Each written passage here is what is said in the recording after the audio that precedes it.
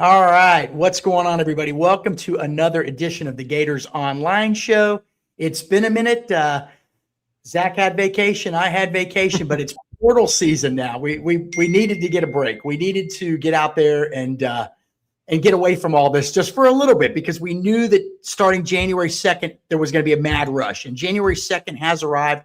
Today is the first day where players across the country could officially enter their names into the transfer portal. It runs from January 2nd through January 16th, but it also means the Florida Gators and everybody else are going to be hosting visitors this weekend. So we've got a lot to talk about. We're going to go over who Florida plans to host in the coming days, which transfer targets from other schools. We're also going to go over which players Florida is working to retain. They've retained a lot of guys, Zach. They've re-signed a lot of guys. They still got a few more that they're trying to keep in the boat. And then we're going to go over, some of the guys that aren't going to be coming back. So we've got a lot to go over, like I said. So any early thoughts before we get rolling, Zach? Yeah, well, first of all, I hope everybody out there had a happy holidays and enjoyed what little bit of a break that you got to have with all the madness that was happening out there for those that follow Florida sports. But it's been fun. There's certainly interest again in Florida football and this program, and a lot that we're going to get to cover to kick off the new year. And got some duds of the college football games, Keith, the other night. But Ole Miss Georgia was a great one. Well, some people say the Indiana-Alabama game was a great one too. But yeah, it was interesting. I mean, I don't know what to make of the playoffs and who belongs and who doesn't, but we haven't gotten a ton of good games, but that one last night was incredible, and hats off to Ole Miss for winning. I'm sure Florida fans were happy to see Georgia lose. Well, yeah, that's right. And nobody's ever, no Florida fans ever going to complain about Georgia losing. Zach, a year ago at this time, Florida went into the transfer portal. Well, there were two windows. There was one in the winter in December, and then there's one in April. But they went into December, and the big deal was roster retention. That's what Billy Napier was all about, roster retention. So when portal window 1 closed and portal window 2 closed last year, Florida, Zach, only added 7 guys via the transfer portal. That's it. Well, this year there's only one transfer portal window, again, January 2nd through January 16th. And we think Florida could sign maybe 3 times as many players this year than it did last year. Yeah. So we got some big news because already more than a handful of guys have said, hey, they're going to be visiting the Florida Gators this weekend. Zach, you ready for me to go over this list? Yeah, before you go over this list, though, the people want to know something. What do they want to know? Oh, God, Ace. 90, 87. It wasn't pretty, okay? Oh, hey. It was cold. In my defense, it was pretty where you were. That was my trip to Bandon Dunes, Oregon. It was cold. It was wet. It was windy. And then I got there, and the weather got pretty good. So I don't actually have any excuses, Zach. I just played like crap, to be honest with you. But all right.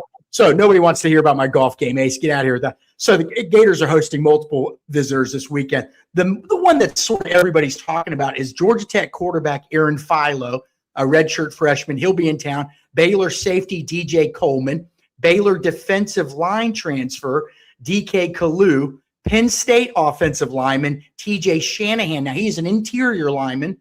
Another one, Penn State. Another offensive lineman from Penn State is Egan Boyer, and he's an offensive tackle. So one inside guy, one tackle. And of course, they both played for current Gators offensive line coach Phil Troutwine up at Penn State. A few more visitors. Jacksonville State defensive line transfer Emmanuel Oyabajo, 6'7", over 300 pounds, really intriguing prospect coming off of a big year at Jacksonville State. We got another one, James Madison. You know who the coach of James Madison is now, Zach? James Madison tight end transfer, Lakota. I hope I'm pronouncing his name close to right. Lakota Dupre. And then also finally for this weekend, Georgia Tech receiver transfer Bailey Stockton. So what is that, Zach? 8 guys, I guess. Eight guys. And look, I got to say, too, as we go into this list and some of the takeaways, some of the positions of need, like we had put out earlier in the week in a war room that Florida was expected to host more than a half dozen visitors. The number that I was told was 7 to 8. And, man, I got to give props to Corey Bender and Blake Alderman. They were absolute beasts today, and we're kind of just riding the coattails of their work here, listing off these names. But they tracked them all down because we look, Florida's keeping this stuff obviously under wraps. Some of these guys had to wait to officially enter the portal before any visits could get reported on. I mean, that's how this stuff goes. So shout out to Corey and Blake for all the guys that they reported on. And also shout out to Pete Nakos from On 3 because he reported the biggest one, which is Aaron Philo. And look, that's a name that I think Florida fans have been familiar with. They've heard about him, especially since he put his name, put it out there that he was going to enter the portal. But nobody knew officially when he was going to make a visit to Gainesville. And not only did Pete drop that today, but he made a prediction for Florida to land Philo. So we all know that that is a position of need for the Gators, one of a handful that Keith wrote about today at Gators Online. And look, they have DJ Lagway on his way out. They also lost 2 senior scholarship quarterbacks at that position. So the portal is going to be a place where they got to go and get a couple signal callers. And it looks like Philo is one that they've already kind of zeroed in on. And the plans right now are to get him on campus. And I'm sure that the staff would like to get that wrapped up as soon as they can.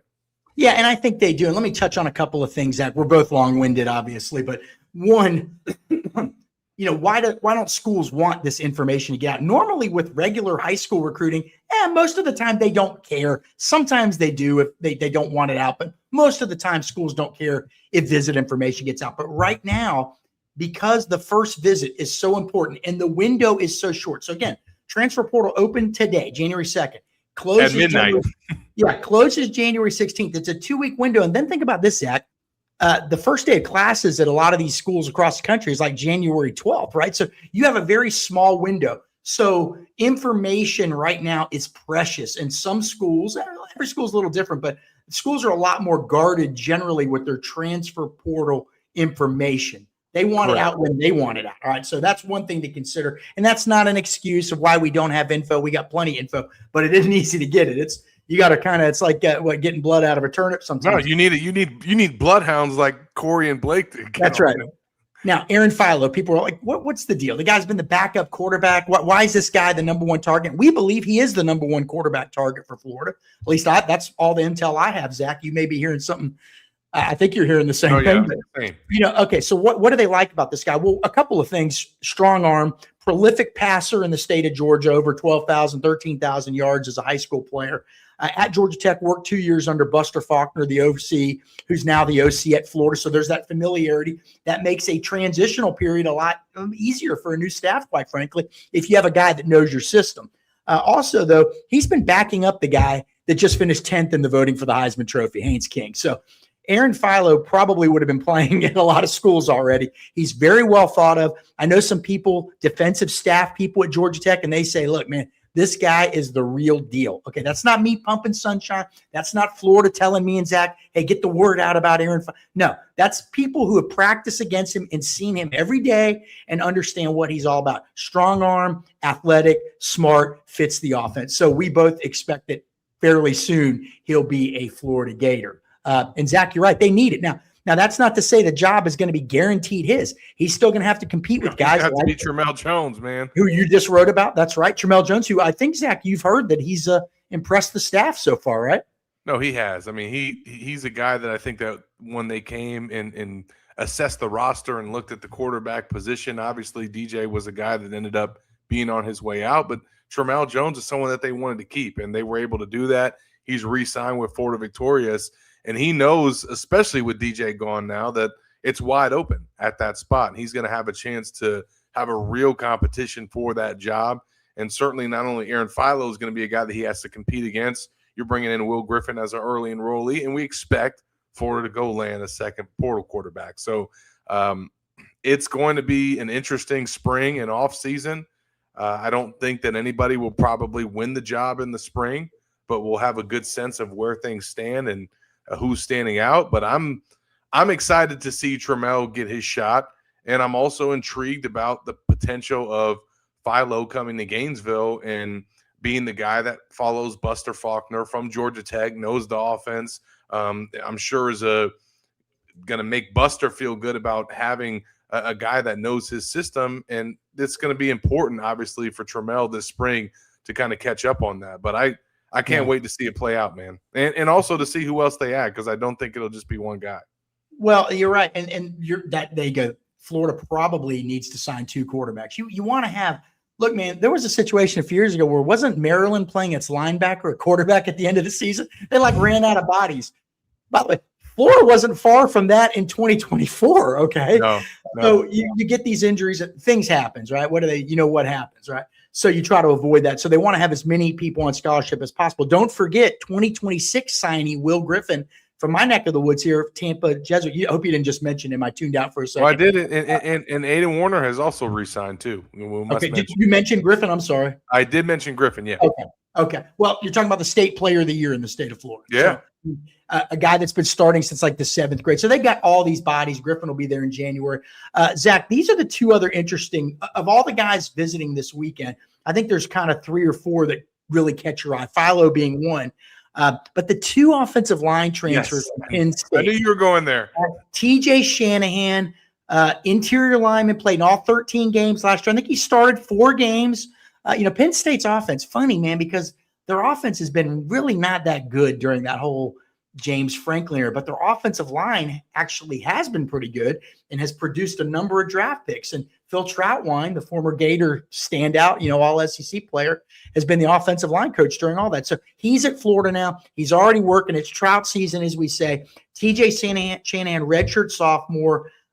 Again, interior lineman. You got to have those, Zach, because correct me if I'm wrong. You got and we'll do the tackle in a minute. Najee Harris is starting left tackle. He's back. Left guard.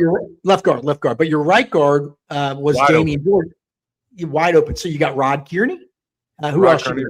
Who are some other guys that'll be back? Could Bryce Lovett? Bryce Lovett, yeah. Bryce Lovett. I think he would be a guy. I mean, honestly, Keith, they'll probably try him at all 3 spots. They might try him at center too. He's played center in the past. But they need reinforcements, interior guys, and obviously they need to go get a tackle too. But that's encouraging to see 2 former linemen for Phil Troutwine already on that official visitors list. And look, they've done a good job retaining linemen too. And then we'll get into the full list of the guys that they've re-signed, or at least the kind of the breakdown of it. But at least along the offensive line, they've gotten 9 guys back from last year's team, scholarship linemen. So that's a good nucleus to kind of start with. Obviously, you're bringing in 5 high school signees, so you're already at 14 scholarship linemen. It's going to be interesting. I mean, we could do a whole show on this, but I don't know. Like in my mind, Keith, when I think about rosters and I think about how the numbers split up at positions, I'm always ingrained based on that 85 limit. So under the 85 limit, if you had 16, 17, 18 scholarship linemen, you had bodies. You were deep.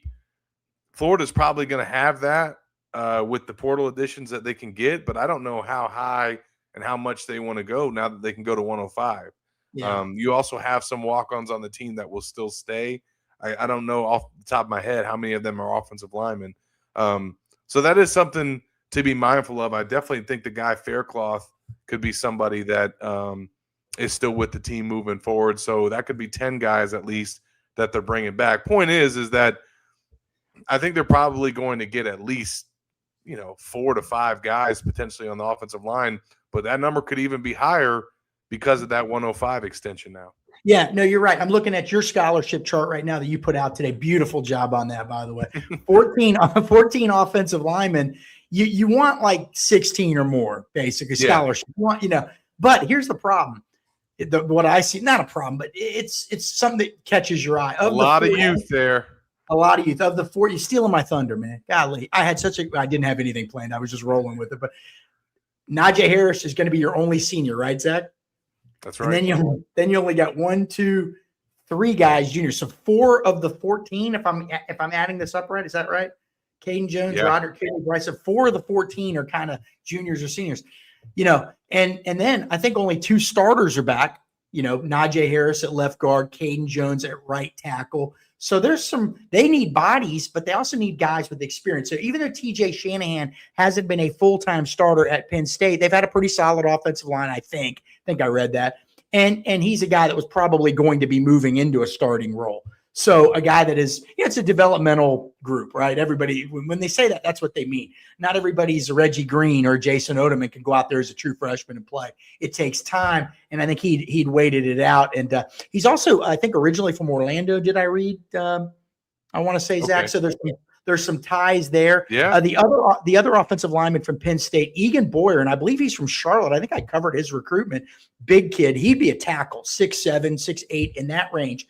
Redshirt freshman at Penn State, Zach. He appeared in 8 games last year for Penn State. Started 1, but it was the bowl game where they just played Clemson in. So, again, a guy that's trending up. And, Phil Troutwine has been with these guys for a few years. 2 years for one, I think more than 2 for the other. So he sort of knows by now what he's working with, right? And he gets the benefit of the doubt because he's new. When you're in year 3 and year 4, you no longer get the benefit of the doubt.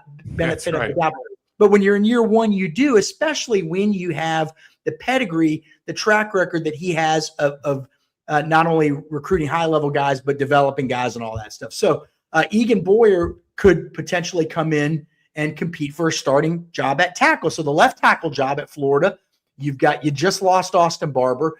I believe Fletcher Westphal was going to be the number 2, right, Zach, going into last season? He was. He's been kind of hurt the last couple of seasons. He had multiple injuries last year. Supposed to be fine, but he still hasn't been out there and done much. So you don't want to just hand that guy the job. You want him to have to earn it. And if you can bring in a guy like Egan Boyer, who, again, from Penn State is going to visit this weekend, more competition, the better. Now, again, I don't know whether Florida would project him as a left tackle or right tackle. That I don't know. But more bodies, more competition. These 2 guys from Penn State, they haven't started a ton of games, but they've got game experience. They're playing in a lot of games. They've played in a lot of games. So you're adding to that youth that you spoke of. You're giving it a little bit more oomph, right? You're giving it a little bit more, they need that. Now, I still think they got to get some kind of star out there in the portal on the offense. I think they got to find somebody that is absolutely coming in to start. Of course, what we don't know is Phil Troutwine may think one of these 2 guys is a future star. He may be adamant about it. We don't know that. Here's the other thing to consider. What's the most expensive offensive line position? Well, left tackle. And where does Florida have to replace a starter? Yeah. So if you're going to spend anywhere, potentially it could be there. The problem is that is the most expensive position. I do wonder, is Florida's left tackle potentially on the roster already and they go out and get a right tackle? Because I think that you probably are not going to spend as much on that side for an offensive tackle. So a lot of that is to be determined by the market and what tackles are out there, where those guys project. I mean, obviously you got some that can play both sides, but you mentioned Fletcher Westphal.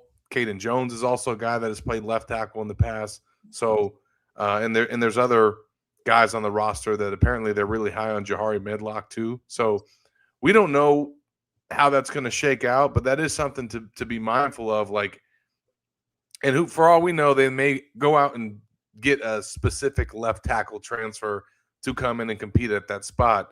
But if you want to really, really go get like top of the line guys at that position, it is going to cost a lot. And Florida may not have to do that if they feel like they have a guy on the roster that could potentially start there. So, well, just something to think about. Yeah, at some point there's going to be metrics, there's going to be numbers to study that say, okay, we could pay $1 million for a left tackle. So here are all the schools that have paid $1 million for a left tackle, and here's what they won. Here's how many games they won. Here's how it impacted the totality of their offensive line. Or let's compare those teams to teams that spent $500,000 on left tackles and use that money for other positions along the offensive line to make the whole of the offensive line better. So these are choices schools have to make. Sometimes a school may, like you're seeing Texas right now going after Cam Coleman, the talented receiver. They don't have too many holes, right? Well, they do on the offensive line, but in the receiver core, it's like, hey, they feel like they're one stud away, right? So you can put everything into one. Whereas Florida, you may say, well, yeah, I'd love $1 million cornerback, but my program needs 3 of them. And that money's got to be split up a little bit. So I think sometimes people think schools are being cheap when they're not really being cheap. Nobody's got unlimited money, not even Texas and Texas A&M. They have to spend. You've got to be selective in your spending and all that stuff. But yeah, I mean, it's, I think if there was just a little bit more tape on Fletcher Westphal, if he could have just played a little bit last year.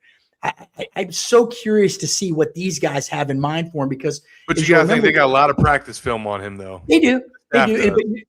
Remember, he was a right tackle as a freshman, moved to left tackle. So we don't know what they may say. No, he's going back on the right side. We don't know that yet.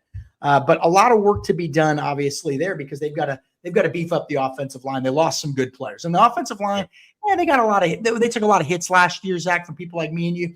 They weren't terrible, right? I mean, they weren't terrible. Maybe not elite, but they weren't terrible. And you're losing an All-American in Jake Slaughter at center. You're losing a left tackle, Austin Barber, that I think was third-team All-SEC.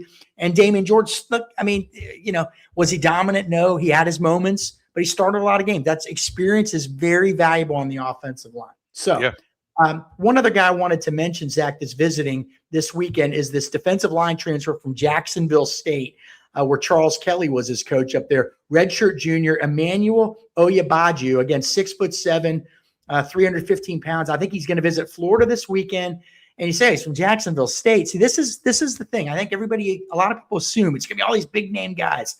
Well, this guy's from Jacksonville State. Oh, that doesn't set the world. That doesn't blow my skirt up. Well, look who else is after him.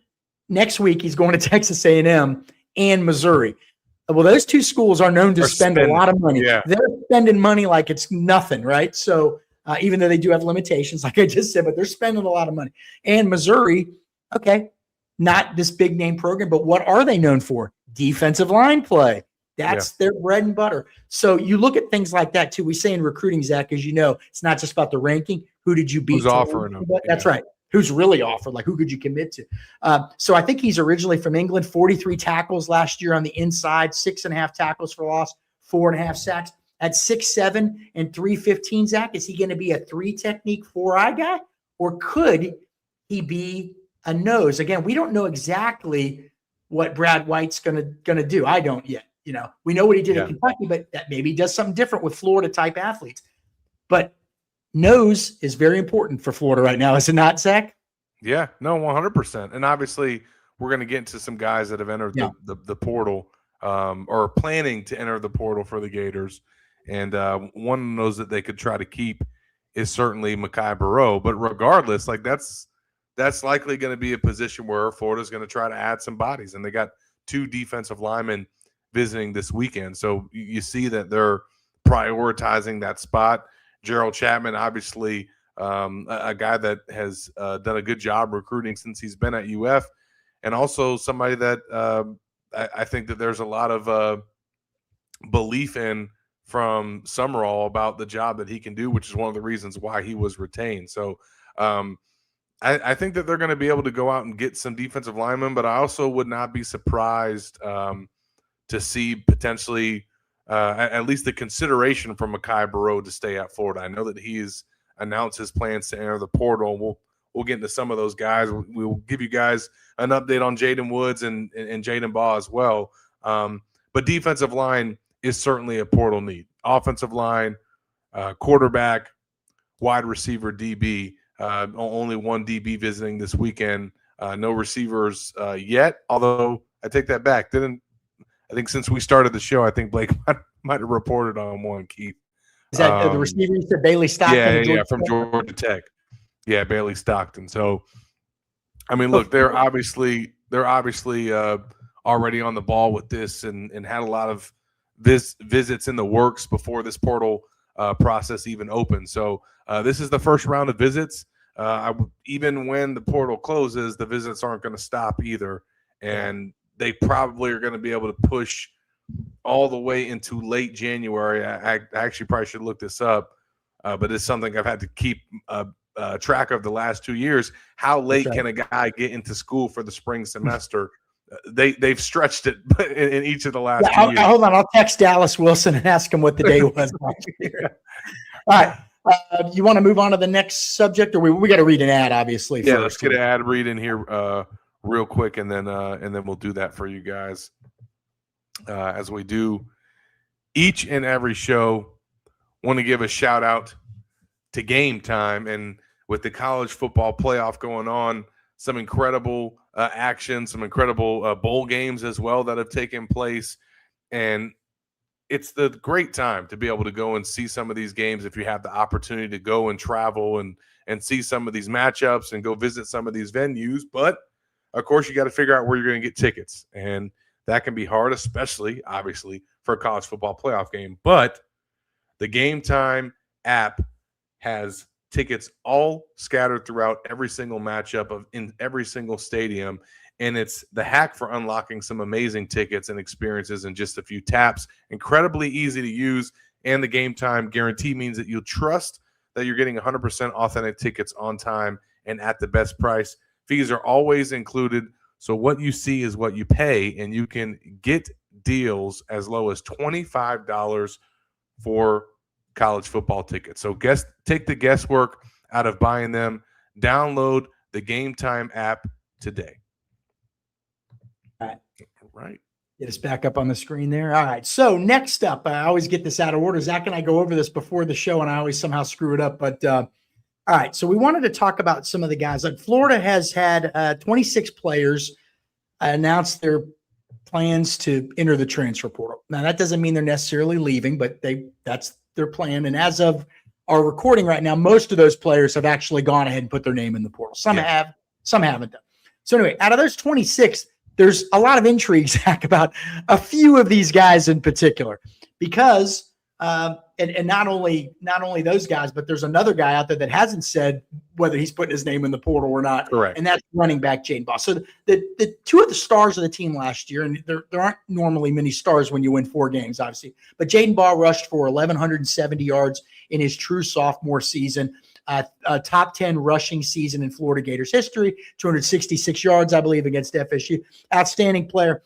We understand, his former running backs coach at Florida, Jabbar Jalouk, is now the running backs coach at Texas, and that clearly has become a school to watch in this. Information has been hard to come by. Each day you and I hear something different. What's the vibe? What's going on here? But we do know Florida is working hard to keep Jaden Baugh in the fold. We just don't know how it's going to turn out. But Zach, what can you tell us about that situation? Well, I want to get into Woods first, and then some of these other guys. Go right ahead. Woods is obviously someone to watch this weekend. Like with Baugh, I'm not sure what that timeline looks like. I'll say this: I don't know that he would commit to Texas before visiting there. So, and we'll get more into Baugh, but let's stick with Woods and all these other guys that have Woods. Okay. Yeah. That have said that they're leaving or intended to enter the portal and see what their options are. And the reason why we're starting and focusing on Jaden Baugh and Jaden Woods is because Jaden Baugh and Jaden Woods were 1A, 1B priorities for John Summerall in this staff to keep in Gainesville. So the reason why they're a big deal is because they're a big deal to the staff, and they've been putting in the work to keep both of them in Gainesville, even after Woods has announced his plans to enter the portal. And we reported on this earlier this week at Gators Online, but they've continued to have good conversations in contacts with both him, his family, his agent, which is former UF linebacker Derek Wingo, and at least tentatively, there have been talks and initial plans to try to go out to Kansas next week and meet for the first time in person with the new defensive coordinator, his position coach, if he were to stay at Florida, which is Bam Hardman, and talk about the scheme and talk about how he fits into their defense and kind of what they would be doing to develop him, because that is, according to the sourcing that I've talked to, that is the reason apparently of why he decided to enter the portal. I know that Florida felt like they thought that he was coming back, and they had kind of got to that point with him in the negotiations, but he clearly had some cold feet or second thoughts, and apparently the reason was over scheme fit. So they're going to try to go and obviously put him at ease when they sit down in Kansas. But that's if they sit down in Kansas. Yeah. Because what we're waiting on and what we're monitoring right now is, does Jaden Woods show up in Texas this weekend? I know that the plans on the Longhorn side are to get him to Austin.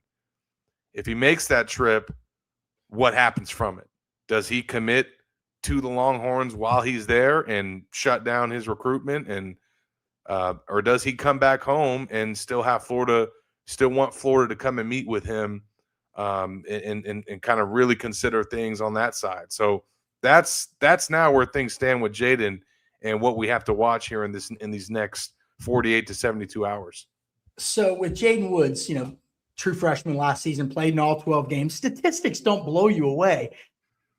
But to play as much as he did as a true freshman in a physically grueling area, right, where there's a lot of – you got to set the edge. You got to get to the quarterback. You got to have your head on a swivel the whole time. Played in all 12 games, started 2, Zach. He finished his freshman season with 28 tackles, 3.5 sacks, 5.0 tackles for loss, 3 QB hurries, a pick, a pass breakup, and a fumble recovery. And 5.0 tackles for loss doesn't seem like a lot, but on the Florida team, that was in the top 3, I believe. So, I mean, he did a lot of good things. And now look who's recruiting him out at Texas. Look who's going to be trying to reel him in. Will Muschamp. Muschamp, that's right. And, you laugh when a lot of Gator fans, I can't believe they're hiring him, blah, blah, blah. The guy could always recruit. He could absolutely always recruit. So it's going to be a battle. Florida tried to hire him last year. That's right. Well, I think people thought that you didn't believe that reporting, Zach, at the time. Yeah, well, right? Yeah, I mean, that's not the first time that's happened with me. No, but I mean, you were absolutely right. But it just shows you this is a guy that's still very well respected at Muschamp. And so, we'll have to see how that plays out. Zach, suppose worst case scenario, they lose Jaden Woods. Do you have any vibe? Do you have any, without, giving away too much premium content here, how do they feel like they would survive? Like, do they feel like, or do we know what's out there in the portal at that position? Sure. Is Florida, what do you think? Yeah, we don't know what's out there in the portal specifically, but I will say this. They want Jaden Woods back. Like, they are willing to go out there to Kansas to meet with him, to take time out of their week and their, portal recruiting season to go and meet with a former player and try to bring him back to Gainesville. So that's number one. Like, they are going to do everything that they can from I think from a commitment standpoint and also from a financial standpoint to keep him in Gainesville. Like, it's not going to be an NIL issue as to why he doesn't decide to stick with Florida. Now, that being said, if he doesn't and he goes to Texas or somewhere else, like, the edge rusher, to get a good one like him and a young one like him and a strong one like him, like, they don't come around very often. But that is also a position where you can try to go find some other pass rushers. Maybe not one that has the same build and skill set and amount of eligibility that he does. But I do, from what I've heard, like, this is supposed to be a pretty good portal class for the edge position. So if the Gators have to go out and get one, if Jaden decides to not come back, like, they should have some options out there right now. From what we understand, Keith, edge is not one of their top 5 positions of need, but I think that's also based on the fact that they're still recruiting Jaden and trying to get him to come back. If he decides not to, then I think edge probably does become a position of need, and they should be able to go out and aggressively get somebody. Yeah, I'm looking at some of the comments. Ken says that UF spends money like Mississippi State. Well, they did just re-sign Vernell Brown, Miles Green, Wilson. Dallas. If you think Dallas Wilson was cheap, you had heard some ridiculous numbers out there of other schools. Ridiculous. Like, what would ridiculous be, Zach? What could you get us in the ballpark? North of $1.5 million from the Texas schools. Both of them. I thought it was just Texas A&M. That Texas A&M was the big one. Like, apparently Texas was after him too. So you're telling me Florida didn't get him for $50,000? No. Like some people think? No, they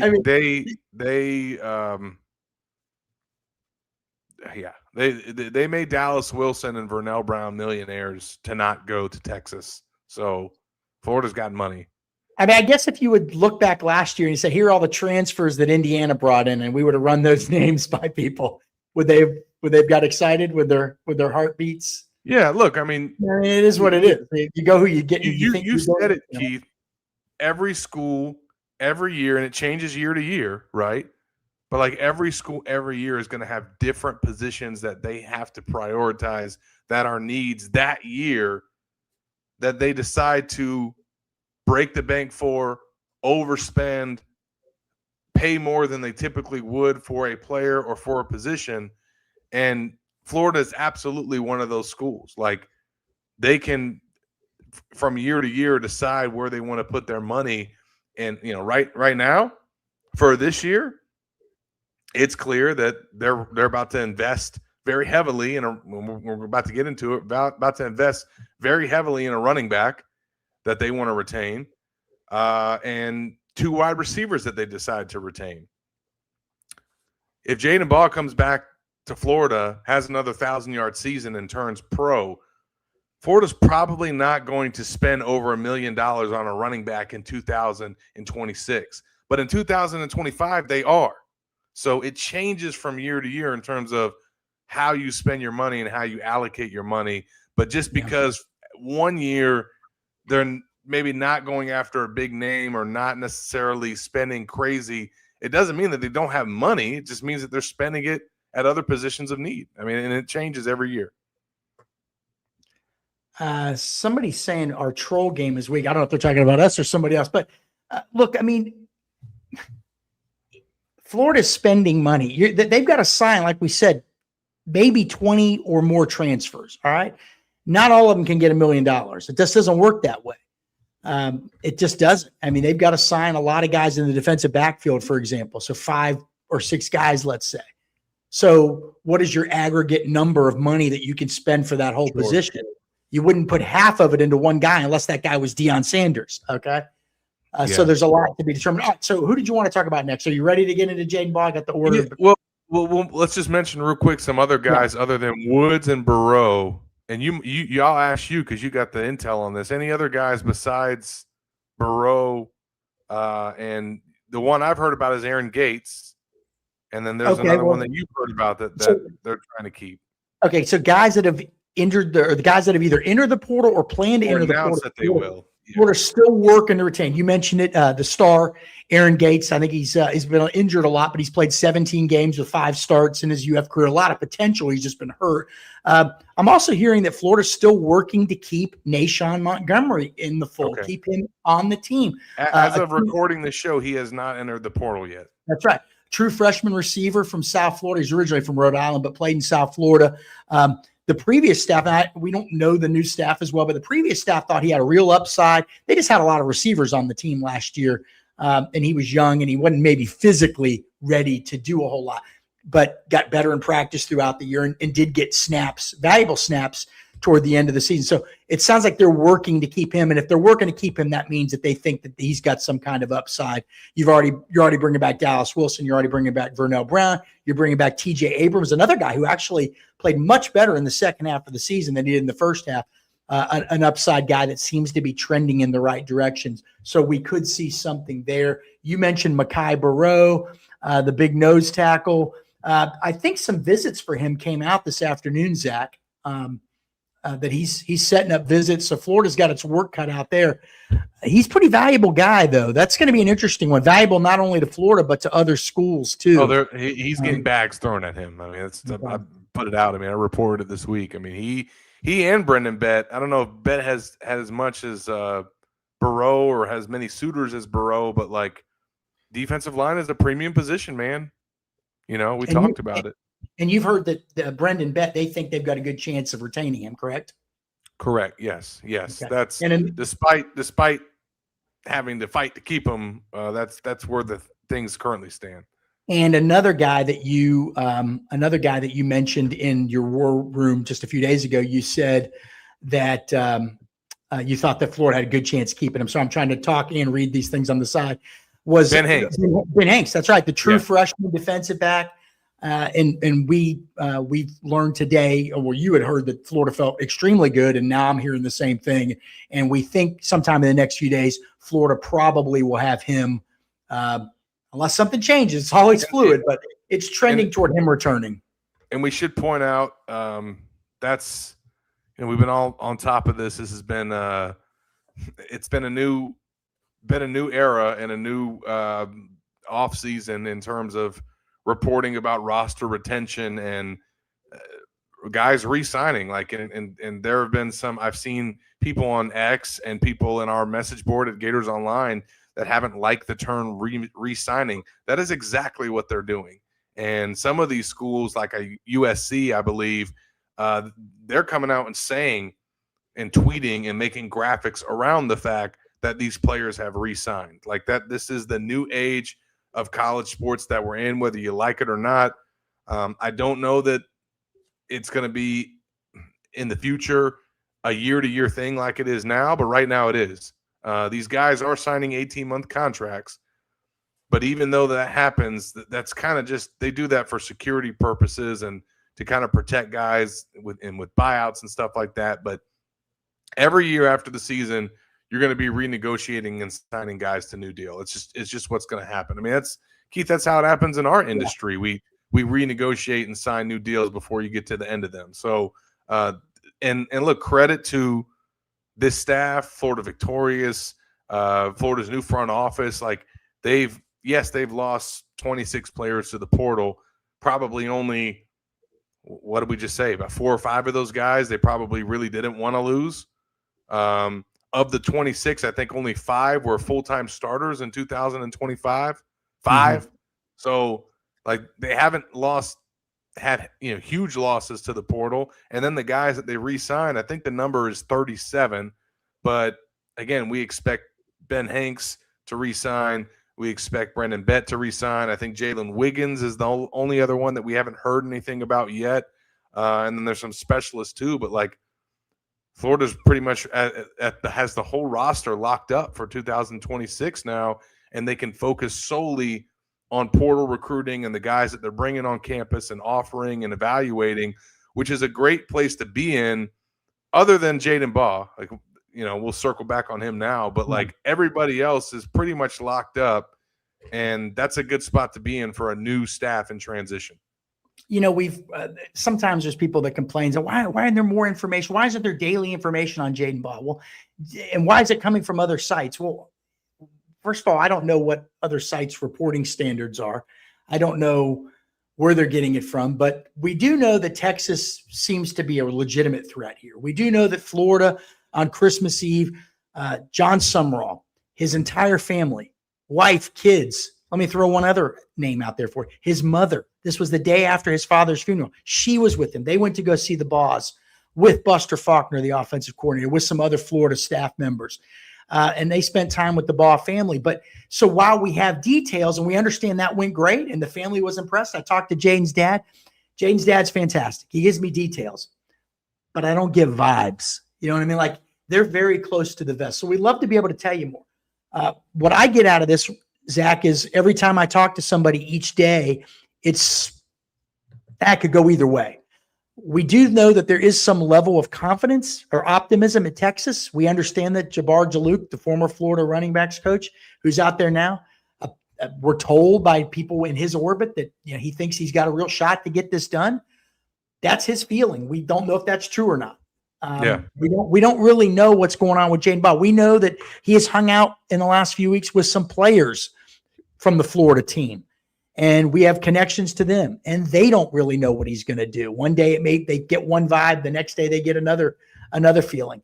So to me, Zach, it's been very difficult to read. What we understand is he's sort of waiting to see how it all comes together right now, right? What are the official offers going to be? Maybe what do Florida and Texas do on the offensive line? Because, we got a lot of people in these comments section. By the way, a lot of you have some unbelievably good comments, I got to say.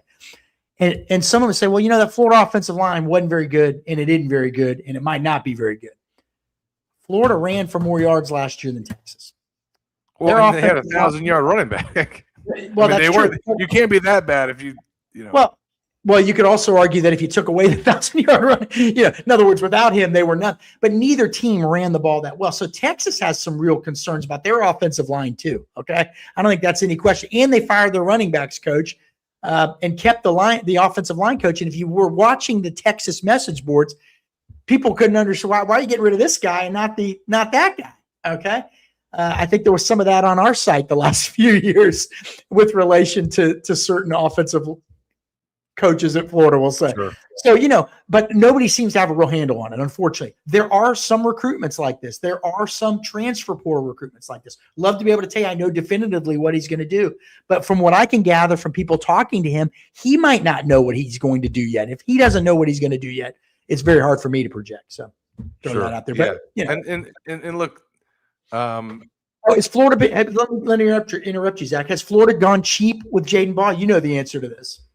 No, and look, I know that there's been some numbers reported. Like I'm getting told from my sources that Florida's gonna match whatever Texas does. He's not gonna go there because of money. Money's not gonna be an issue. So again, circling back to what I said earlier, based on somebody that I talked to on the Texas side of things, like they feel like they got to get him on campus in order to solidify this. So. And that might not happen unless he enters the portal. I'm not sure what the rules are. I think he could still visit there even if he's not entered, but he can't, they can't host him. He'd have to do it on his own dime. Who knows? But I do believe that he probably has to go to Austin. I don't think he's going to commit there sight unseen. So to me, that is the next step in this is, does Texas get him to Austin? Kind of like what I said with Jaden Woods. The expectation, I think, and because they're farther along in their pursuit of Jaden Woods and Jaden Ball, Texas that is, because they've gotten Woods to enter the portal and they've gotten him to, it sounds like, agree to a visit. So that's what they're going to have to do, I think, in order to become a serious player for Jaden. And we will be watching and monitoring to see what happens next. So, Zach, today I put out this list of kind of the biggest important the positions of importance for Florida in the portal. Quarterback, obviously, most important position on the field. Offensive line, receiver, defensive line, defensive back. And somebody said, hey, buddy, did you forget about running back?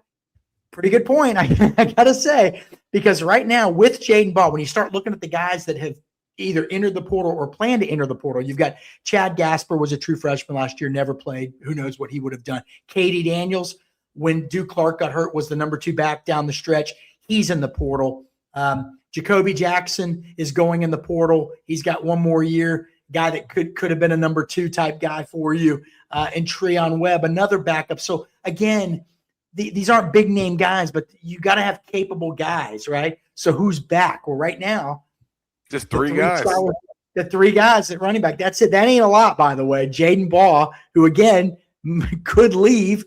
And then you got Duke Clark and Byron Lewis, who were both true freshmen last year. So I guess my point is, Zach, Florida's got to get some kind of resolution on this. It's more important for them to get resolution on it in the near future than it is for Jaden even. They've got to know what to do, because even if you get Jaden, even if you keep Jaden, you're probably still going to have to add 1 or 2 guys. Correct. 4 is not, or 3 is not a lot. No. If you lose Jaden, you may have to add 2 or 3. Who are you going to be able to get? Do you think Duke Clark and Byron Lewis? Remember, they haven't coached these guys. This running backs coach is new. He has not been around these guys.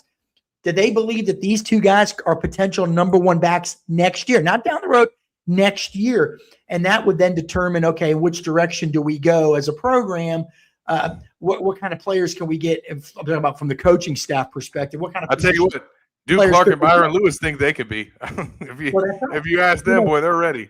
Well, but look, either way, you lose Ball, you're down to 2 scholarship running backs. Now, maybe you have to talk one of these other guys into coming back. Well, from what I can tell, they ain't coming back. Right?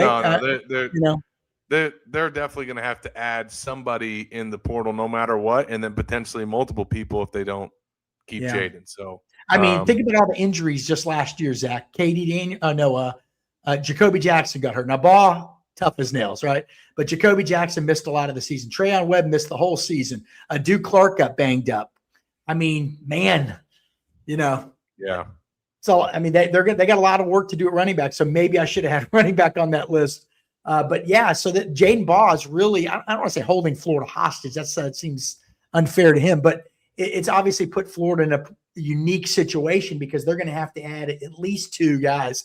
I think no matter what, to be honest with you, running back. And who's going to be available, right? Who's going to be available by the time Ball, if let's say Ball gives you an answer on January 10th. Who's already been scooped up? Well, they say that first visit is so important. Now, I think it's becoming a little bit less important. It used to be you got a guy on campus and you could close it down. And now it's becoming, now you're seeing guys setting up multiple visits already. And so I think it's getting more into that sort of high school recruiting type. I'm going to take my visits, but they got to do them fast because you got to be enrolled by a certain period here in January. For sure. One more ad read to get in here. Yep. Let's do that real quick. And obviously, 'tis the season for this right now because we just got to see some incredible college football games. Not all of them were incredible, but certainly Georgia and Ole Miss were. And college football season is Modelo season. If you're listening to this right now, it means it's time for Reward your full-time fandom with a nice cold Modelo. Modelo is the official beer sponsor of the college football playoff. Gator Nation, you deserve a Modelo, and especially for these games that we got coming up here in the next round of the college football playoff. Cannot wait to see how those games play out. And cannot wait to see how SEC plays out for the Gators, Keith. It's here, man. Well, it's not just portal season. It's still basketball season. And the Gator boys, I think, are 9-4 going into the SEC, Zach. Am I right here? Yep. Yeah. 23rd in the NCAA net rankings, which is used for seeding and all that stuff. So, again, 4 losses, but 3 of them to teams with basically what's the Arizona no losses. Duke one loss. Lost to 3 top Duke 5 one teams. loss. Okay. Yeah. So 4 loss. I guess TCU would be the outlier, and they're not bad. They're top, I think, 75, top 80 net teams, so they don't stink. You would rather have won it, obviously. But 9-4 going into SEC play, which begins Saturday at Mizzou. All right, 8:30 p.m. What do you think? Are they ready? They got that nice little home stretch. Get some momentum. Start feeling good about yourselves. Are they ready to get this thing rolling in the right direction? Yeah, I think so, Keith. I mean, one thing that you can say about this team, no doubt, is that they're battle tested, right? And you couldn't say that about last year's team, and not to compare the 2 squads, but just in terms of their readiness for SEC play, like this. I asked Todd Golden about it on Friday, and he said it's a complete 180 in terms of what he feels like this year's team has been through in non-conference play, the type of opponents that they've had to go against, what they've learned about themselves in terms of their warts being exposed, so to speak, and some of the stuff that they've had to address and get better at, as opposed to last year where they just rolled through non-conference play undefeated, didn't really get tested outside of that matchup against North Carolina, which was basically like a road game in the Jordan Invitational. But outside of that, like nothing came close to what they went through this year. So I think that's one thing that they're, I guess, feeling good about with this year's team, because they've had to go through those growing pains and they've had to get better as a team, as a backcourt. I think certainly in the front court as well. Like Ruben Chinyelu is having a great season so far. Incredible stretch through the non-conference to average a double-double. Florida's leading the nation right now in rebounding margin, and you've gotten a better play from Xavier Lee and Boogie Flan, and just the 2 of them playing together. But obviously this team has its issues as well.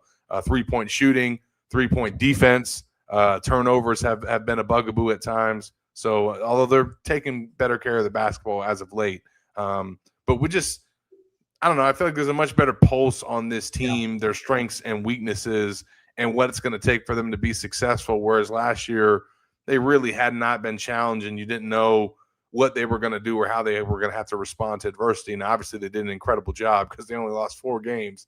But I think going into, as Todd said Friday, going into this SEC opener on the road at Mizzou, they're in a much better place as a team, he feels like, than where they were last year going into Rupp for that first SEC game at Kentucky.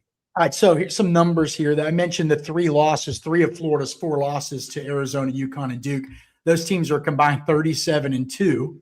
Okay, so it's not like they lost to some stiffs. Now, again, you would have preferred that they win one of them, to make a clutch shot, to not dribble the ball into the other guy's hands. But they also had a chance to win every single one of those games. That's right. Florida's 23rd, as I said, in the net ranking. So what is Missouri? 96th. Missouri is 10-3, but only 96. So worst record, but 70 spots worse. What does that tell you? Well, they're 0-3 in quad one games. And look at the schedule that Missouri's played, Zach. This is it's a little questionable for a school that's always prided itself at basketball. Howard, Southeast Missouri State, VMI, Minnesota, Prairie View, South Dakota, South Carolina State, Cleveland State. They lost at Notre Dame by 5. They lost to Kansas, which was ranked 21st by 20. Then they played Alabama State. Then they played Bethune. And how about this, Zach? They just played number 20 Illinois. That's an old rival, Illinois, Missouri. Number 20 Illinois beats Missouri 91-48. Okay, that's their tune-up going into the SEC. So they have Florida hasn't necessarily passed its biggest test, but you wouldn't say they failed them. They were competitive against Arizona, competitive against UConn, competitive at Duke. Okay, I mean, right there. They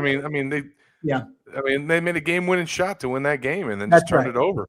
That's right. And you look at Missouri's tests in those quad one games, and 2 of them are by more than 20 points. So you never know what you're going to get. It's on the road SEC games, or you always going back from when you and I were kids, Zach, they're always, going to Ole Miss when they had 5 wins and you didn't know what you were going to get, right? Well, and remember this, it's different teams, but Florida only lost 4 games last year, and one of them was to Missouri.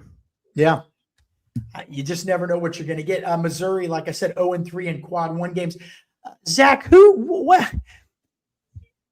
Now that they've kind of got, Florida's got 13 games under its belt, what's the next progression for this team? If you say in 3 or 4 weeks, if I see them do this, I'm going to feel like they're on the right track. Shoot better.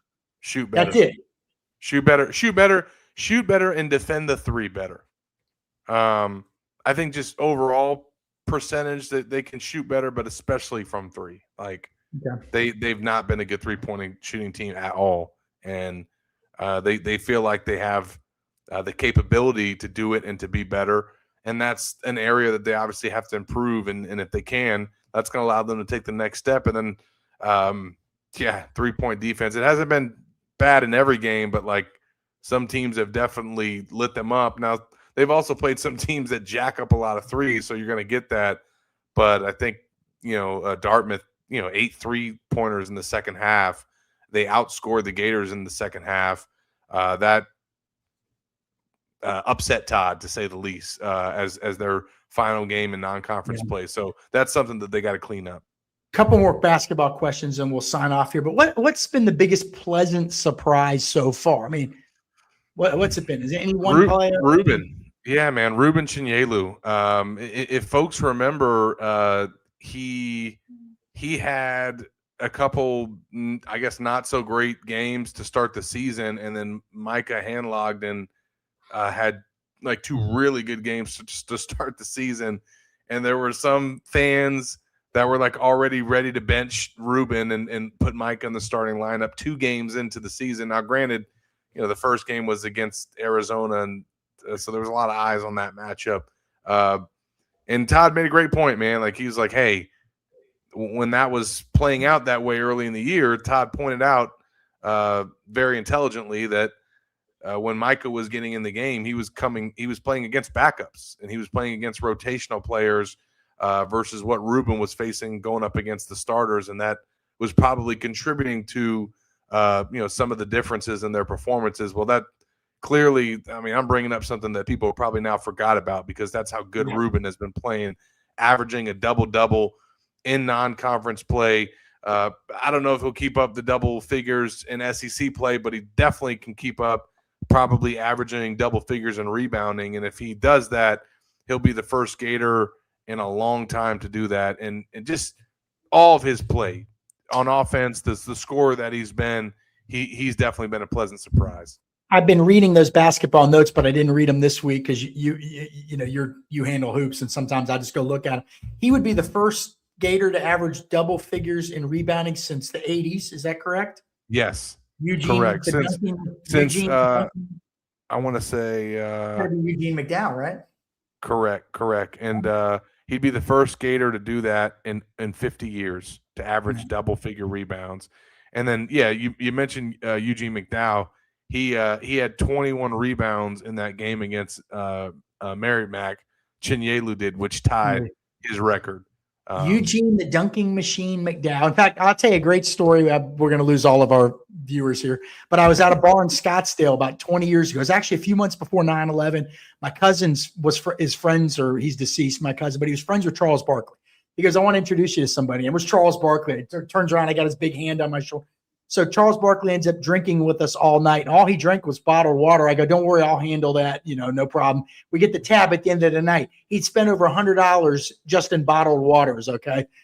It's the last time I ever paid for somebody's bottled waters on it. But he said to me, we talked 80s SEC basketball. And I thought it was so cool to just be able to talk about his era with Charles Barkley. Okay. About Buck Williams, Winston Bennett, Sam Bowie, Melvin Turpin, Chuck Person, all those great players at LSU, Dominique Wilkins. And when I got to Florida, we talked about Florida. I go, tell me about Eugene McDowell. Eugene died very young. I met him as a kid, and he was just the nicest guy in the world. Just broke your heart when Eugene McDowell died, I think of a heart attack or something like that. And Charles Barkley, I said, tell me about Eugene. And he goes, oh, yeah, the dunking machine. The dunking machine. I loved it. Those were some battles. And Auburn was a little bit better in Florida at that time. But when I look at the great rebounders in Florida history, Zach, Eugene McDowell, Dwayne Shinches, his last year before he quit the team in the middle of the season was averaging a double-double, 21 points and I think 12 rebounds a game. Dwayne Davis, the great Dwayne Davis in the late 80s, early 90s, dominant rebounder on the glass. And then obviously I think Al Horford, one of the great clutch rebounders in our time in college basketball. So I love what Ruben is doing out there. Zach, you got any predictions for this basketball team? They're going to play 18 SEC games. You got any idea? What do you think? 12-6, 13-5? What do you think? I don't want to make any predictions yet on their SEC record, but I'll say this: I do think that they got a chance here to keep this win streak going. They've won 4 in a row now.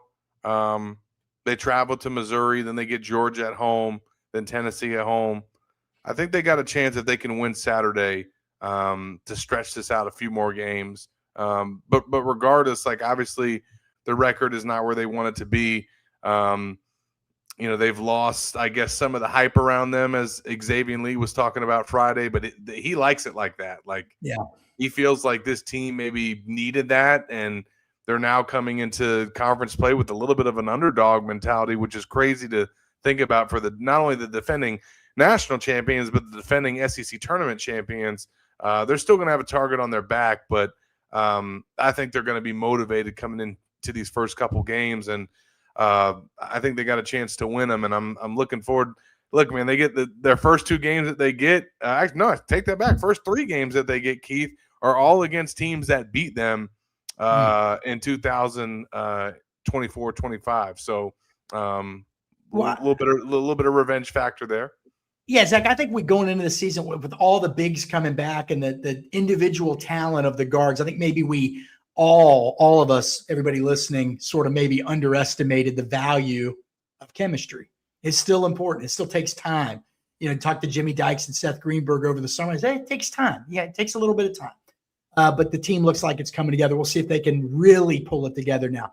All right, Zach, any final thoughts? Portal season, man. Make sure you guys are subscribed to Gators Online because Corey Bender and Blake Alderman are on top of it. We got a deal going right now that you can get in the door 50% off. And this is the time to be at Gators Online, folks. I'm telling you, if you care about recruiting and roster building, this has become the new what signing day used to be 10, 15 years ago. That's what this week and this time is now. All right. We appreciate everybody stopping by. There's been a lot of questions about Florida's overall NIL number. Should we get our hands on that? We'll absolutely let you know what that is. But we think they're in the market to spend. They know they've got to spend some money. They've got a lot of holes that they've got to fill, a lot of positions they've got to shore up. Yeah, I mean, 25 million is at least where they want to be. I think that's like a baseline. Yeah. And they want to, obviously you want to try to push for 30 and be closer in that range, but you got to get the money for that. But they definitely are in a good place NIL wise. That's for sure. You're not re-signing all these players that they have and have a chance to fend off Texas for Jaden Ball if you don't got money. All right. Well, that will do it for this edition of the Gators Online Show. We hope everybody had a great holiday season, and we hope all of you have a happy new year. Like and subscribe. Go to gatorsonline.com. Enjoy that basketball game this weekend. Take care, everybody. We'll do it again soon.